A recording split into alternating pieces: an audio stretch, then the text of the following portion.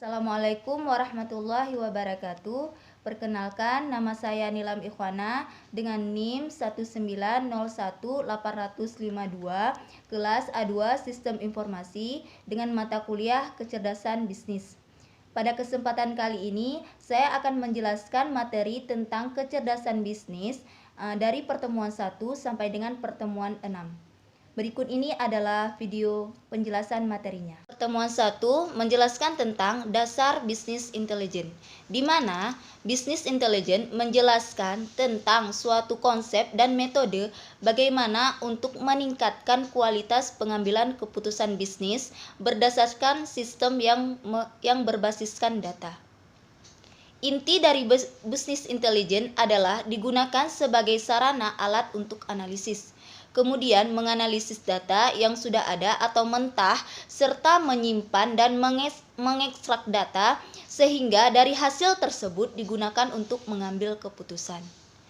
Bisnis intelijen merupakan sebuah proses untuk melakukan ekstraksi data-data operasional perusahaan dan mengumpulkannya dalam sebuah data warehouse. Data warehouse diproses menggunakan berbagai analisis statistik. Data warehouse adalah pusat repositori informasi yang mampu memberikan database berorientasi subjek untuk informasi yang bersifat historis yang mendukung DSS atau Decision Support System dan EIS atau Executive Information System. Jenis sistem informasi Decision Support System digunakan untuk membantu mengambil keputusan dengan cara menyediakan informasi, model, atau perangkat lunak untuk menganalisa informasi. Decision Support System biasanya digunakan dengan diagram alir untuk menampilkan sebuah keputusan, atau biasanya menggunakan tambahan. Executive Information System menyediakan informasi yang mudah diakses dan bersifat interaktif bagi eksekutif. Sistem ini mampu menyediakan kemampuan untuk melihat data lebih detail. Sistem dibagi menjadi 3 jenjang, yaitu Senior Manager, Middle Managers, dan Operational Managers. Dan ada 3 skema dalam sistem, yaitu Strategic Level System, Manajemen Level System, dan Operational Level System. Perencanaan bisnis intelijen terbagi menjadi 3. Yang pertama, perencanaan jenjang atas atau top level. Di jenjang ini, perencanaan lebih bersifat strategis, yaitu memberi petunjuk umum, merumuskan tujuan, mengambil keputusan, dan memberi petunjuk pola penyelesaian dan bersifat menyeluruh. Perencanaan jenjang atas lebih menekankan pada tujuan jangka panjang dari perusahaan. Perencanaan ini menjadi tanggung jawab manajemen puncak. Perencanaan jenjang menengah atau middle level. Pada jenjang ini, perencanaan lebih bersifat administratif, menyangkut cara menempuh dan bagaimana tujuan dari perencanaan itu dapat dilaksanakan. Perencanaan jenjang menengah menjadi tanggung jawab manajemen menengah atau media. Yang ketiga, perencanaan jenjang bawah atau low level.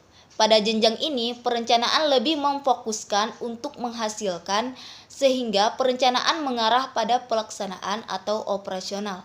Perencanaan jenjang bawah menjadi tanggung jawab manajemen pelaksana.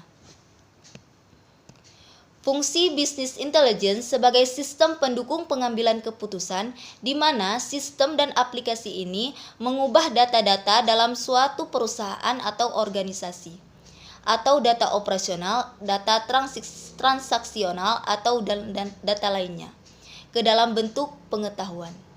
Hasil penyederhanaan dan ringkasan disajikan dalam bentuk grafik atau tabel ataupun diagram untuk mengambil keputusan.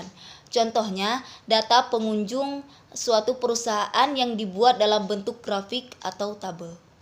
Jika ditinjau dari pengertiannya, maka bisnis intelijen memiliki manfaat yang sangat luar biasa bagi perusahaan. Manfaat yang paling utama adalah menjelaskan tentang suatu konsep dan metode untuk meningkatkan kualitas dalam pengambilan keputusan bisnis berdasarkan sistem berbasis data. Bisnis intelijen menyediakan kumpulan data mentah yang dapat diubah menjadi informasi. Untuk melakukannya, harus dianalisa data dan menyusunnya berdasarkan hubungan antara data-data yang ingin dikumpulkan dan konteks informasi yang diinginkan. Selain itu, ada banyak manfaat dari bisnis intelijen untuk bisnis. Beberapa manfaat tersebut antara lain, yang pertama, meningkatkan nilai dari suatu data dan informasi yang diinginkan perusahaan karena data dan informasi dapat diintegrasikan. Yang kedua, mempermudah dalam mengambil sebuah kesimpulan dari keadaan bisnis yang mudah diakses dan dimengerti. Membantu pihak manajerial untuk mengambil keputusan yang lebih baik dan bijaksana. Membantu dalam memutuskan hal-hal yang harus dilakukan oleh pebisnis di tengah krisis. Memudahkan pengukuran kinerja perusahaan dengan tolak ukur Key Performance Indicator atau KPI. Menunjukkan pencapaian KPI dengan mudah, cepat, dan tepat. Mempersiapkan langkah-langkah untuk mengantisipasi jika terdapat indikator yang menunjukkan adanya masalah, misalnya target masih jauh untuk dicapai. Meningkatkan nilai investasi teknologi informasi yang sudah ada dan digunakan sebelumnya oleh perusahaan. Selanjutnya, meningkatkan efisiensi biaya. Mempercepat tenaga kerja dalam melakukan pekerjaan sehingga lebih menghemat waktu. Yang terakhir, mengalokasikan sebagai sumber daya yang dimiliki perusahaan dengan lebih akurat. Bisnis intelijen sudah menjadi bagian yang utuh dalam sistem perusahaan. Kita juga harus mulai mengintegrasikan setiap sistem dalam perusahaan dengan teknologi yang berbasis proses ini. Bisnis intelijen membutuhkan data-data sebagai indikator dan variabel untuk pengolahan data. Misalnya data keuangan perusahaan, sehingga sangat perlu bagi kita untuk memiliki data-data keuangan yang akurat. Caranya adalah dengan menggunakan software akuntansi Harmony. Informasi dari data-data keuangan yang akurat tentunya akan memaksimalkan bisnis intelijen bagi perusahaan yang kita bangun. Terdapat 3 alasan untuk membangun bisnis intelijen. Yang pertama, untuk mengidentifikasi tingkat pencapaian perusahaan.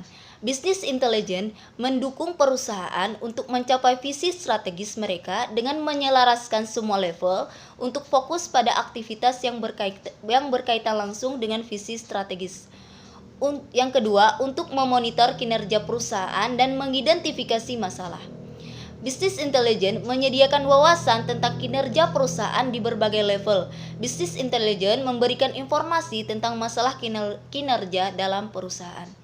Yang terakhir, untuk menggali lebih dalam sumber data yang ada. Banyak perusahaan yang gagal dalam menggali dan memanfaatkan data mereka secara penuh, sementara bisnis intelijen dapat menyediakan semua data operasional yang bersifat strategis dan mentrik kinerja untuk meningkatkan kualitas pengambilan keputusan yang juga dapat meningkatkan kualitas kinerja perusahaan. Data adalah kunci dari bisnis intelijen. Data adalah elemen terpenting dalam bisnis intelijen. Data bisa disimpan di berbagai tempat dengan berbagai format. Bisa berupa tag file, CSV, XML, dokumen, Excel, di PC atau laptop manapun, database di server.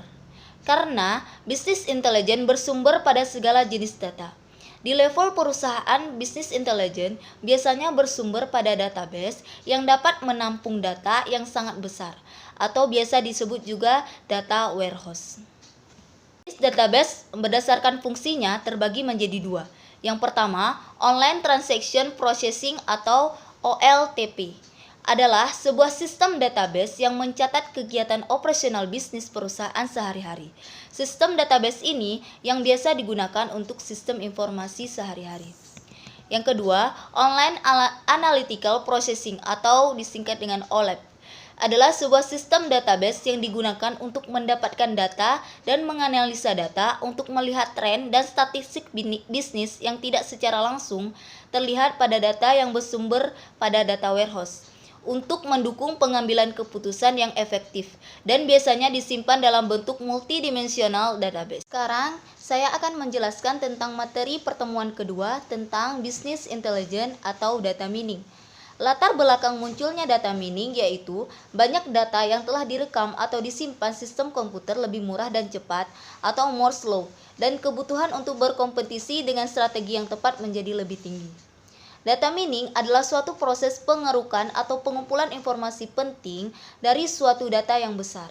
Proses data mining seringkali menggunakan metode statistika, matematika, hingga memanfaatkan teknologi artificial intelligence. Nama alternatifnya yaitu knowledge discovery atau mining in database atau KDD. Knowledge extraction data atau pattern analysis, data archaeology, data dragging, information harvesting, business intelligence, dan lain-lain. Definisi data mining yaitu ekstraksi informasi yang implisit, tidak diketahui sebelumnya, dan berpotensi berguna. Serta data mining juga merupakan eksplorasi dan analisis secara otomatis atau tidak, data yang sangat besar untuk menemukan pola-pola yang berguna dan mempunyai arti. Data mining harus mempunyai data yang spesifik.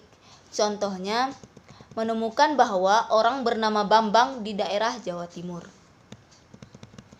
Ilmu data mining merupakan gabungan dari 3 ilmu besar yaitu statistik UA, machine learning pattern recognition, dan database system.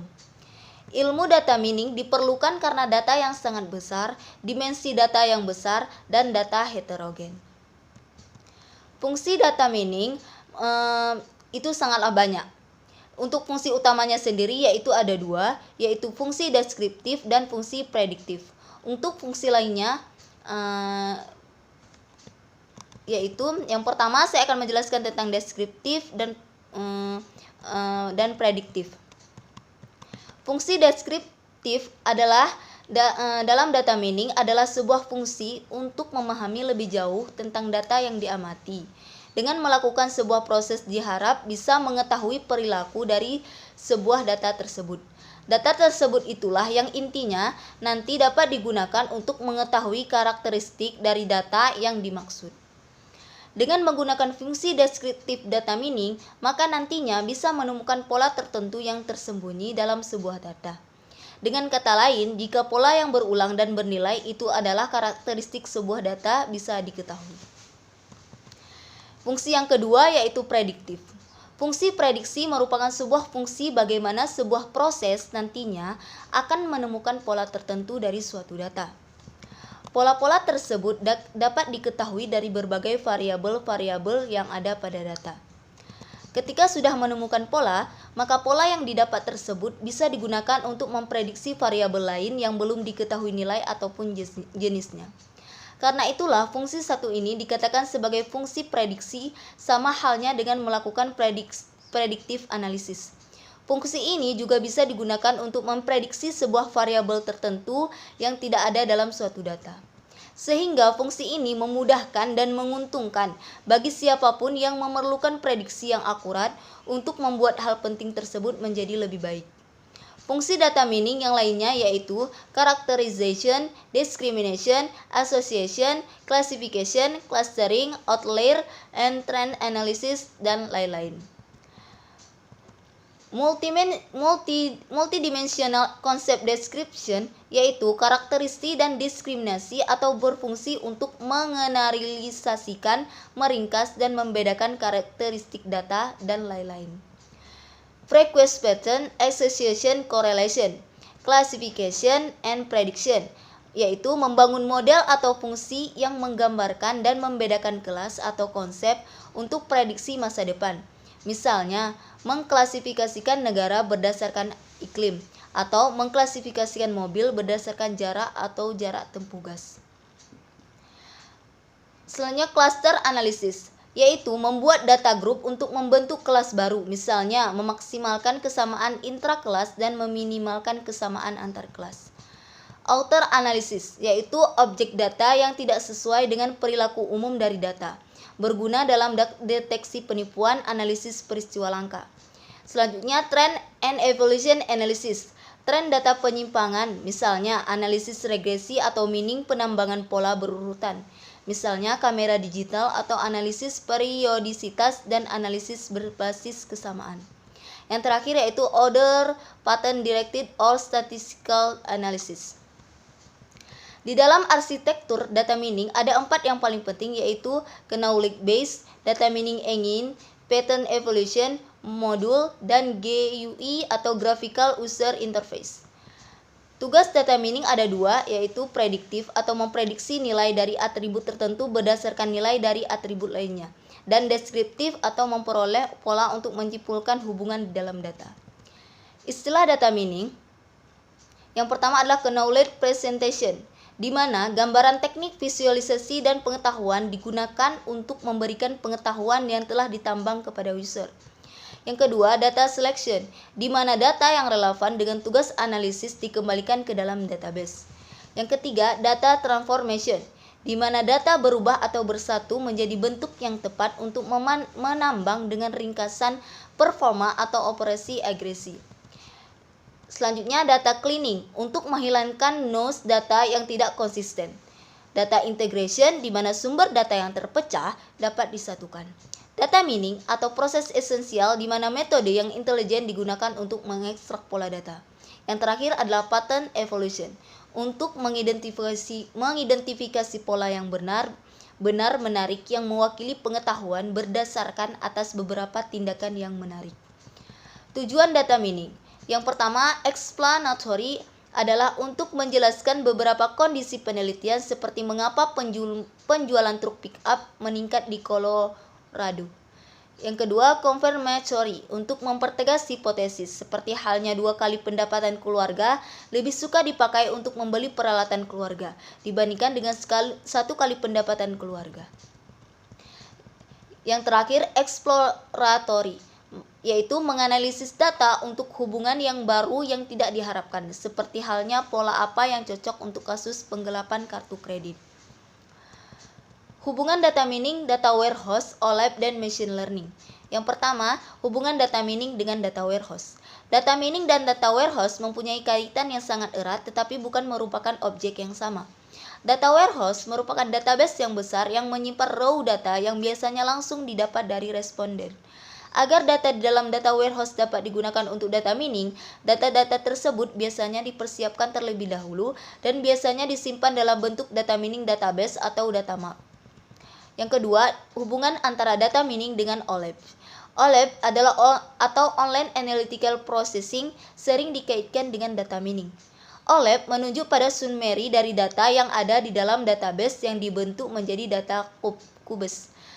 Data mining menunjuk lebih kepada pemodelan-pemodelan yang tidak tergantung apakah data yang dimodel berasal dari raw data yang ada di dalam data warehouse atau data yang sudah disummary seperti data cubes.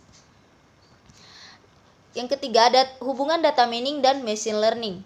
Data mining pada pokoknya merupakan istilah bagi pemodelan yang dilakukan terhadap data. Machine learning juga pada pokoknya merupakan pemodelan terhadap data. Beberapa metode yang digunakan untuk pengembangan software pancake data mining terkelompok di dalam machine learning. Pertemuan ketiga mengenai metode dalam data mining. Tugas data mining terbagi menjadi dua, yaitu prediktif yang terbagi lagi menjadi classification, time series analysis, dan regression. Prediktif merupakan sebuah fungsi bagaimana sebuah proses nantinya akan menemukan pola tertentu dari suatu data. Pola-pola tersebut dapat diketahui dari berbagai variabel-variabel yang ada pada data. Ketika sudah menemukan pola, maka pola yang didapat tersebut bisa digunakan untuk memprediksi variabel lain yang belum diketahui nilai ataupun jenisnya. Deskriptif yang terbagi lagi menjadi clustering, association rule, sequence discovery. Deskriptif dalam data mining adalah sebuah fungsi untuk memahami lebih jauh tentang data yang diamati. Dengan melakukan sebuah proses, diharap bisa mengetahui perilaku dari sebuah data tersebut. Data tersebut itulah yang nantinya dapat digunakan untuk mengetahui karakteristik dari data yang dimaksud. Dengan menggunakan deskriptif data mining, maka nantinya bisa menemukan pola tertentu yang tersembunyi dalam sebuah data. Dengan kata lain, jika pola yang berulang dan bernilai itulah karakteristik sebuah data bisa diketahui. Deskriptif clustering mengidentifikasi kelompok alami dari data berdasarkan kemiripan atribut, disebut juga dengan segmentation. Unsupervised method, tidak satupun atribut yang digunakan untuk memandu proses pembelajaran atau tidak ada label. Algoritma yang termasuk dengan algoritma itu Cummings, Simple Adaptive Weighting atau SAW, Kamedoid, Fuzzy Chemis, Subtractive Mountain Hierarchy. Simple Adaptive Weighting atau SAW yaitu suatu metode dalam sistem penunjang keputusan di mana merupakan bagian dari bisnis intelijen yang menjumlahkan bobot dari aspek positif atau negatif pada setiap alternatif pada kriteria yang diusulkan.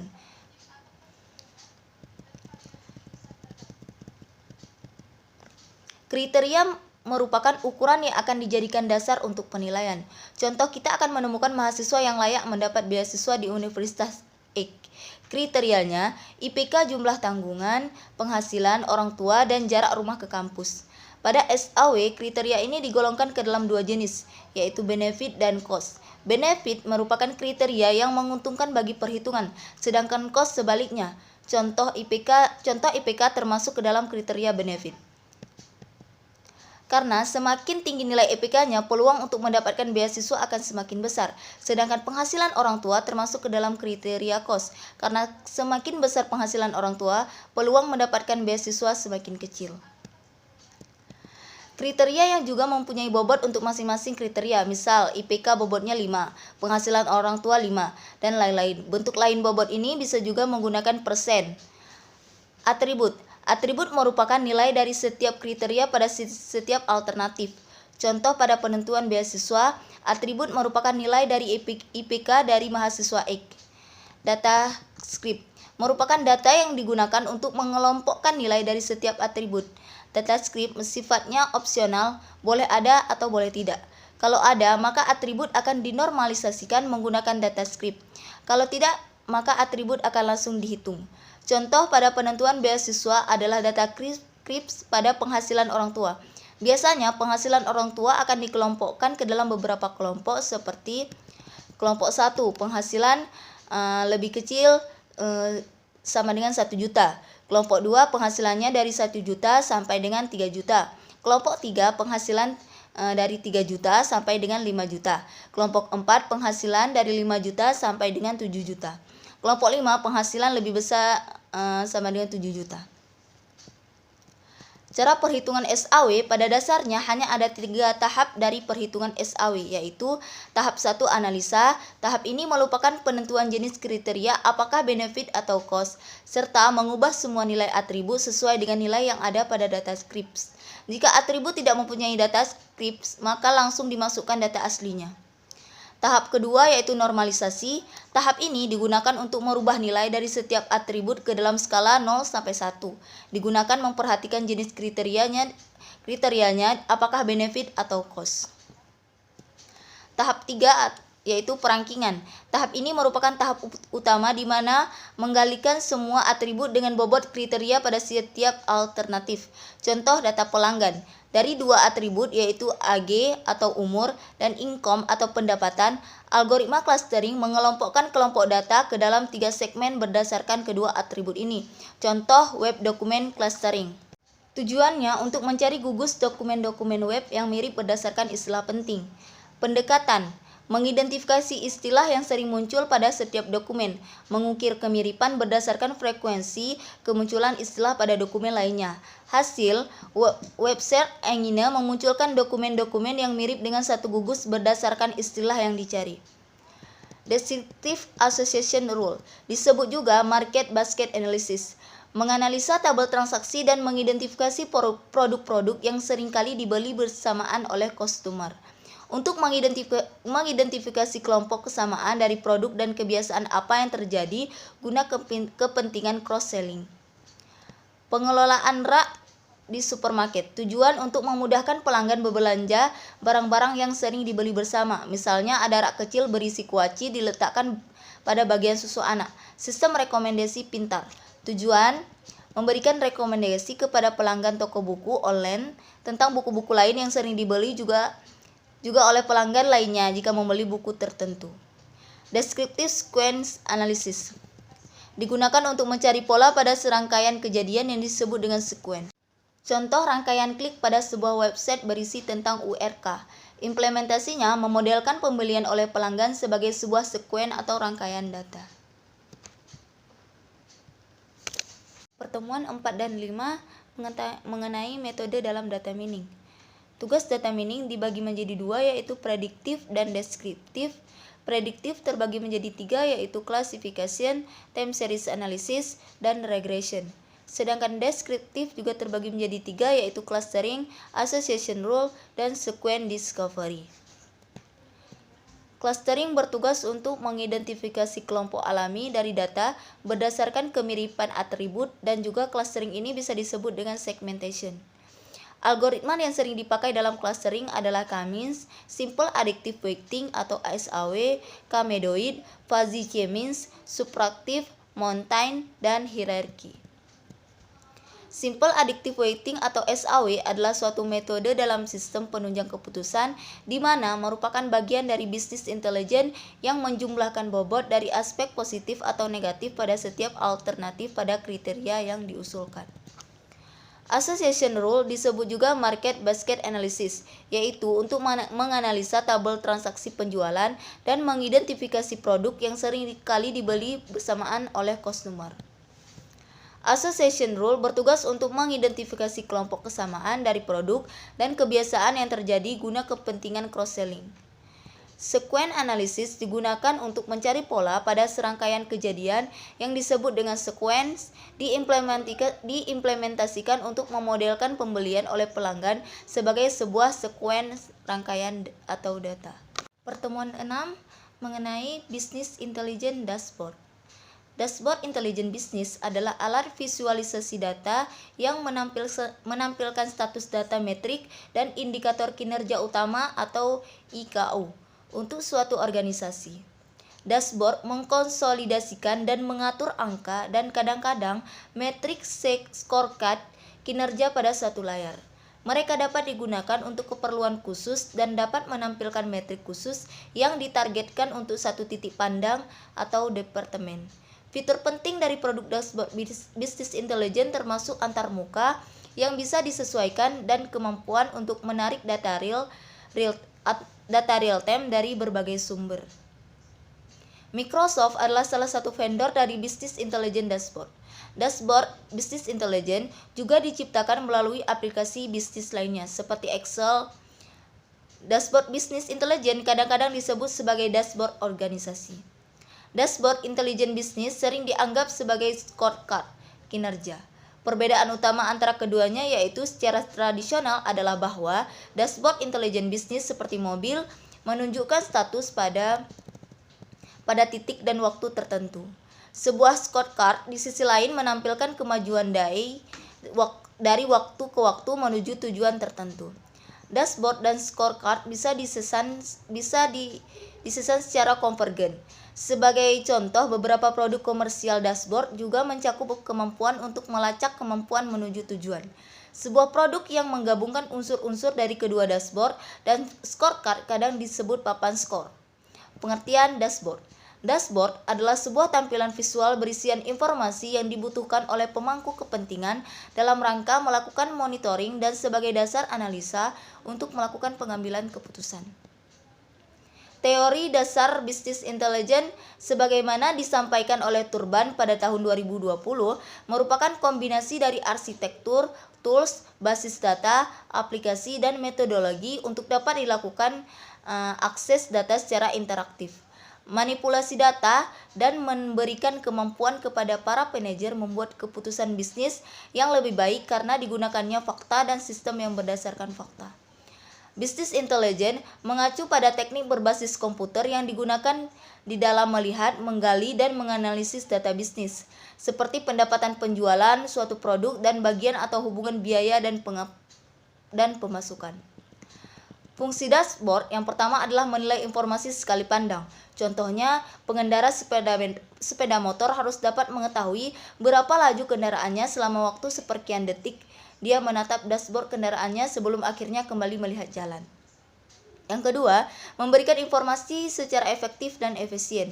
Informasi efektif dan efisien ketika pengguna dapat langsung mengambil informasi penting. Yang ketiga, indikator kinerja atau pencapaian target. Contohnya, seorang pengendara bertujuan untuk berkendara dengan santai dengan kecepatan sedang-sedang saja. Berdasarkan pemikiran sendiri, pengendara menganggap berkendara dengan kecepatan sedang adalah berkendara dengan kecepatan 40-60 km per jam. Untuk mengetahui apakah targetnya telah tercapai, sesekali pengendara akan melihat alat ukur laju atau kilometer per jam pada kecepatan 55 km per jam. Artinya, pengguna telah mencapai target keinginannya untuk berkendara dengan kecepatan sedang. Tujuan utama bisnis intelligent dashboard yang pertama adalah memungkinkan akses interaktif ke data atau seringkali dalam bentuk real time. Yang kedua, meningkatkan manipulasi data untuk memberikan analisis yang tepat oleh manajer. Yang ketiga, menyediakan wawasan yang bernilai untuk menghasilkan putusan yang informatif dan lebih baik. Yang keempat, proses bisnis intelijen berbasis pada transformasi data ke informasi, kemudian keputusan dan akhirnya ke aksi atau tindakan. Yang kelima, memfasilitasi closing the strategi ARI suatu organisasi. Business Intelligence Dashboard Framework. Setelah kita mulai masuk ke wilayah pengertian dan konsep dasar Business Intelligence Dashboard, berikut ini adalah komponen yang membentuk lingkungan bisnis intelijen. Yang pertama adalah data warehouse. Yang kedua, lingkungan analitis. Keuntungan bisnis intelijen dashboard menurut Wayne W. Parkerson. Yang pertama, penghematan waktu atau 60%.